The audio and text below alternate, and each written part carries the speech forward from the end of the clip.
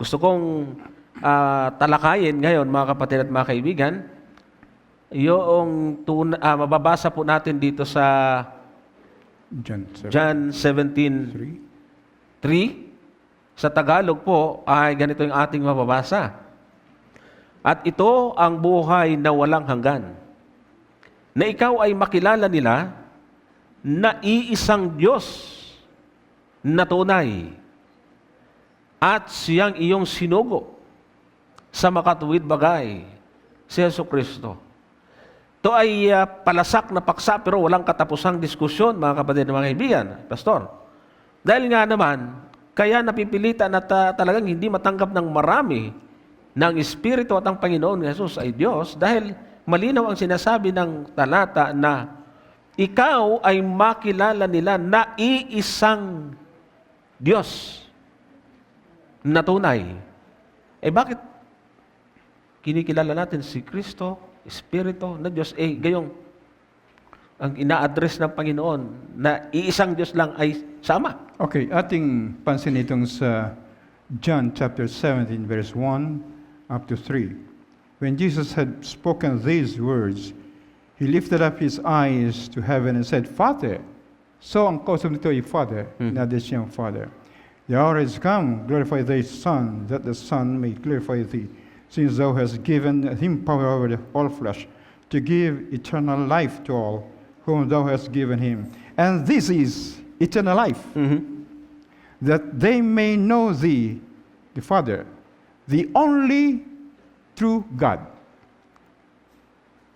Kung ating ititigil yung only true God, hanggang doon lang, talagang ang Ama lang ang true God. Tama. Pero may comma yun, then mayroong salitang and. Ang sabi dito, the only true God, and Jesus Christ, whom Thou hast sent. Iyon.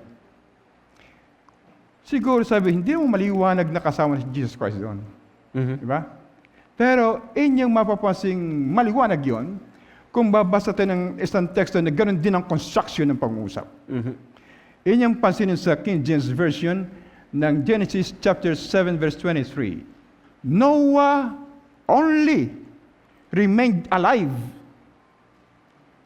Nung bang, ang sabi sa ating basa ng verse 23, and every living substance was destroyed which was upon the face of the ground, both men and cattle, that was during the flood, and the creeping things, and the fowl of the heaven. And they were destroyed from the earth, and Noah only remained alive. Kung titigil tayo doon sa Noah only remained alive, magkakamali tayo. Oo nga. Sapagkat remained alive din yung asawa niya, tatlong anak, at mga asawa ng kanya anak. Mga manugang niya. Dito sa remained alive sa Hebrew, ito pong Hebrew text. Sinasabi dito sa verse 23 na Wayishaer ach Noah. Yung Wayishaer, yung Yishaer, ay isang Hebrew verb na singular. Singular. So, parang hindi kasama yung asawa ni Noe, mga anak at mga manugang niya. Singular at saka male. Masculine. Masculine ito. So, hindi kasama yung babae. Feminine doon. Asawa niya. So, kung inyong babasahin lamang at titigil lang doon, ang sabi, Noah remained alive, comma dito, comma, and they that were with him in the ark. So, maliwanag na. And they that were with him in the ark. So, kasama yung kanyang asawa at mga anak at manugang niya doon sa diwa ng remained alive. At totoo namang hindi namatay yung sila, di ba? Tama. So, ito din ang construction doon sa 17:3.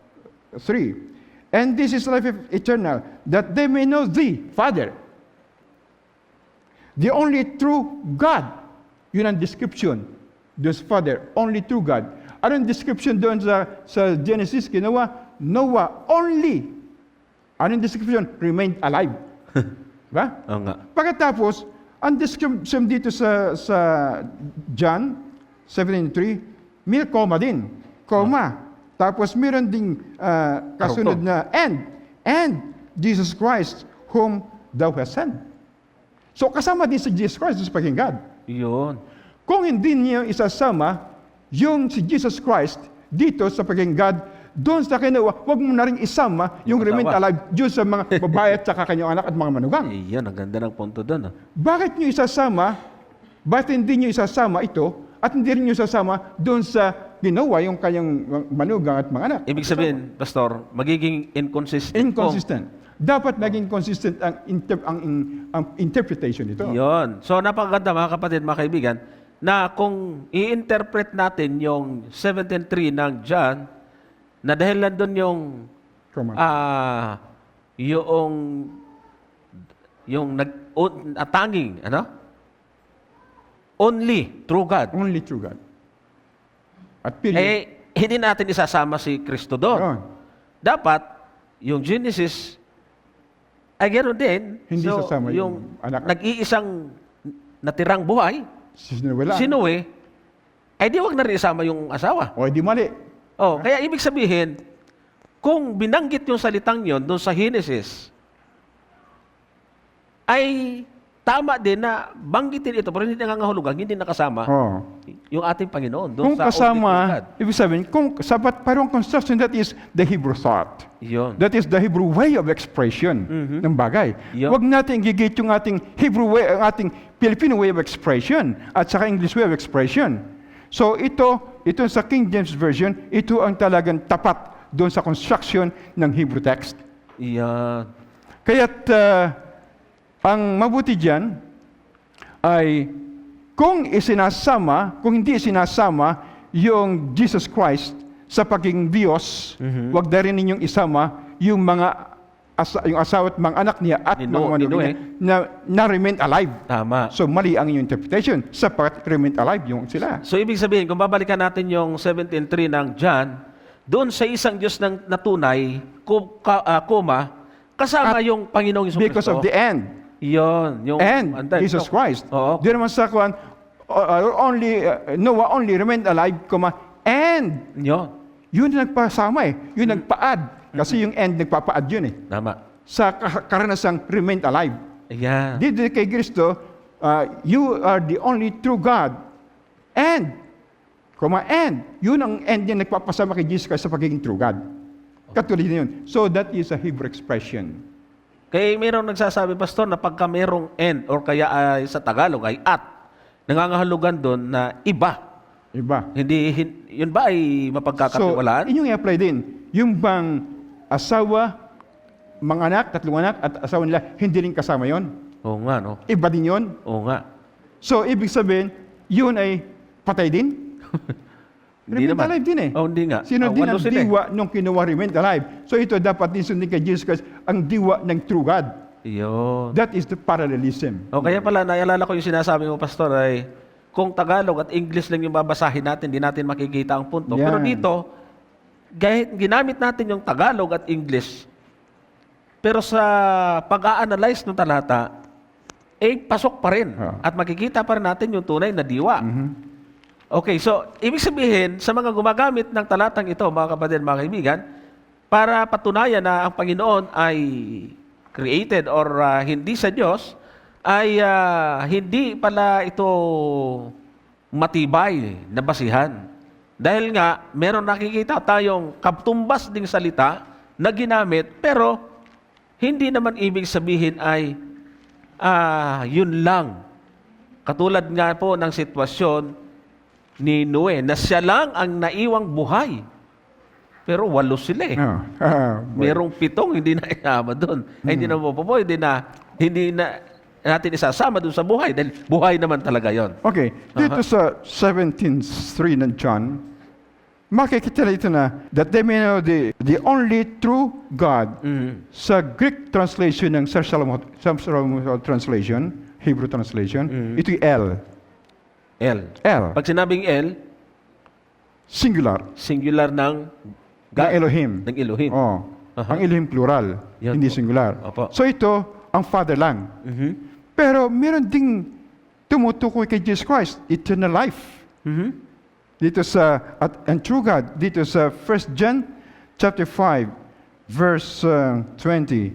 And we know that the Son of God, Elohim ito. Son of God, that is Elohim. Yung God dyan, Elohim. Elohim. Tumutukoy sa Ama. plural. Kumakatawan sa plural. Yun. Okay. Tapos, Has come and has given us understanding to know Him who is true, and we are in Him who is true. In His Son Jesus Christ. This is the true L. The yung true God. Yung God doon sa una Elohim. ay Elohim. Dito tas L. L, So singular. itong sa Elohim, ito tumatawag kay ng Ama. Aha. Ito naman sa L, ito si Jesus Christ. Sabi, this is the true God and eternal life, Jesus Christ. So Pastor, may medyo sidetrack lang ako ng konti. Kasi may mga gumagamit ng talatang ito na yung true God daw dyan ay hindi si Kristo, Ah. kundi yung Ama. So ayon sa yung pagpapaliwanag ngayon, ay yung unang God na binanggit Elohim. dyan ay plural, Elohim. Oh. Pero yung pinangalanan na yung God dito na bandang pangalawang binanggit, singular na. Singular. Yun ay tumutukoy sa Kay Jesus Christ. Iyo. Sa sinasabi dito, this is Jesus Christ. That is the, ang context nito, ang immediate context ay Jesus Christ. Dito. Opo. Sabi siyang nasa subject eh. Oh. So, kung talaga ito yung Ama, dapat Elohim din. Elohim din ang lalabas dito. Ayun. So, yan mangyayari yan. Kaya pala pagka nagbabasa nga tayo, mga kapatid, mga kaibigan, ng Tagalog tsaka English, eh akala natin basta nabasang Diyos or God ay aanuhin na natin, magbibigay na tayo ng magkukonklud na Okay. tayo. Yung pala eh, kailangan mo busisiin, Oo. tingnan kung sino ba yung Diyos na tinutukoy. Okay, doon sa Genesis, sa John chapter 7 and verse 1, Aha. ang Ama ay L. Opo. Sa 1 John 5:20, Jesus Christ is L. Mhm. True L, sa John chapter 17, that is the Father. Mhm. True L din sa 1 John, that is Jesus Christ. Opo. So, true L plus true L equals true Elohim. Oho. Dito mababasa yan sa Jeremiah chapter 10, verse 10. But the Lord is the true God, Oho. the true Elohim. Plural. Aha. Dito sa John 7 and 3, that is true L. 1 John 5:20, true L. Pag pinagsama, true Elohim. So yung Jeremiah 10 verse 10 ay Plural. Elohim. Elohim. big sabihin, hindi lang yun yung Ama. Oh, hindi lang Ama. Hindi lang si Kristo. Oh. So that is a combination of personalities. May mga bumabangong pastor na tanong na sino yung Diyos dyan? Ibig sabihin, yung Ama lang at yung anak yung nandyan, yung tinutukoy? Ating pag-aaral natin mamaya, nakasama dyan ang Banal na Espiritu. Okay. Mamaya ating Okay, pag-ahimay sige po. natin. Yan, maganda yan. Okay, Gusto tuloy ko natin. lang ipasok din ito, yung marami nagkakamali dito sa 1 Corinthians chapter 8, verse 6, di ba? Sige nga. Okay, gusto kong ating himayin din ito. Sabi sa 8:6, yet for us, there is one God, comma, Opo. the Father. Para bagang ang God ay Father talaga. Aha. Yun lamang, Father. From whom are all things and for whom we exist. And one Lord, comma, Jesus Christ. Tama. Na para bagang si Jesus Christ lang Lord at ang may hindi. Ha? Opo. Doon sa una, yet for us there is one God, comma, the Father. Para bagang si Jesus Christ ay hindi God. Ganyan din Tama. sa uli. And one Lord, comma, Jesus Christ, through whom all things and through all.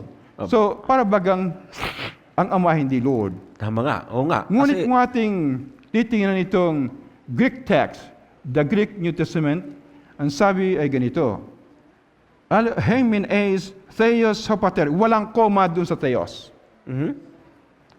Hopater. Ibig sabihin, kung malalasin natin ang koma dito sa English, ito mangyayari. There is one God the Father. aha. There is only one God the Father. Ayun. At dito naman sa pangalawa, wala rin koma dun sa Lord. Opo. Mangyayari yan, one Lord Jesus Christ. Kahit ng Ama ay Lord, pero ang Ama hindi Lord Jesus Christ. Yun. Isa lamang ang Lord Jesus Christ. Mhm. Kahit na si Jesus Christ ay God, meron lang tayong isang God the Father. Opo. Kahit na si Jesus Christ ay God, pero si Jesus Christ ay hindi God the Father. God the Son. Yun ang ibig sabihin niyan ng teksto. Oh, siya ay Lord. Dapat alisin ang koma dito sa English translation, samantalang sa Greek text, walang koma yon. Ayan. Bakit hindi sundin yun? So, ibig sabihin, kumbaga, pababawi natin, mga kapatid at mga kaibigan, kung i-analyze nga naman natin ang talata, ay walang ibang Diyos kundi yung Ama. Kaya ang katuwiran ng iba, yung anak, hindi na Diyos. Kaya lang, ang problema nga naman, isa lang din yung Panginoon, yung anak, hindi naman. So dito, ayon sa paliwanag ni Dr. Durante, ay ang pinakamaganda at madaling pag-unawa dyan ay meron lamang tayong isang Diyos Ama. At meron tayong isang Panginoon Yes. na si Jesus. Hindi ibig sabihin, Isang Panginoong Jesucristo. isang Panginoong Jesucristo. Kasi ang Ama, Panginoon, pero hindi siya Panginoong Jesucristo. Ah. Ang Ama, Diyos, pero si Kristo, Diyos din, pero hindi siya Diyos Ama. Nasundan po niya, mga kapatid. Ito yung magandang pag-analyze, pag-exegete ng talata, mga kapatid. Kasi nga, nasanay po tayo doon sa basa-basa na lang, tapos sarado ang Biblia. Ang nangyayari tuloy, hindi natin naintindihan talaga kung ano yung ibig sabihin. Dahil nga, kulang tayo sa pag-analyze ng bawat talata.